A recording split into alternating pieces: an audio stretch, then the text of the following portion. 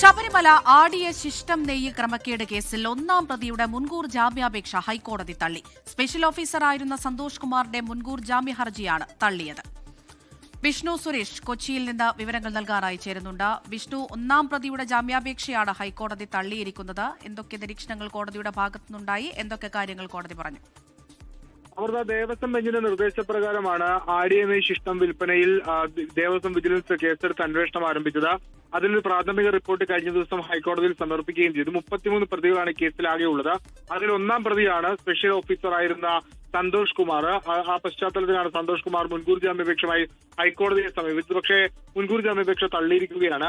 തനിക്ക് 60% കാഴ്ച പരിമിതിയുണ്ട്, അതുകൊണ്ട് തന്നെ തനിക്ക് തട്ടിപ്പിന്റെ ഭാഗമാകാൻ പറ്റില്ല എന്ന വാദമാണ് സന്തോഷ് കുമാർ ഉയർത്തിയത്. പക്ഷേ 60% കാഴ്ച പ്രശ്നമുള്ള നിങ്ങൾക്ക് ലൈസൻസ് ഇല്ലേ എന്നാണ് കോടതി മറുചോദ്യമായി ചോദിച്ചത്. ഇതടക്കമുള്ള കാര്യങ്ങൾ ചൂണ്ടിക്കാണിച്ചാണ് സന്തോഷ് കുമാറിന്റെ ജാമ്യ ഹർജി, മുൻകൂർ ജാമ്യ ഹർജി ഇപ്പോൾ ഹൈക്കോടതി തള്ളിയിരിക്കുന്നത്. ആ ഒരു പശ്ചാത്തലത്തിൽ ഇനി സന്തോഷ് കുമാറിന് ചോദ്യം ചെയ്യലടക്കമുള്ള നടപടികൾ നേരിടേണ്ടി വരും.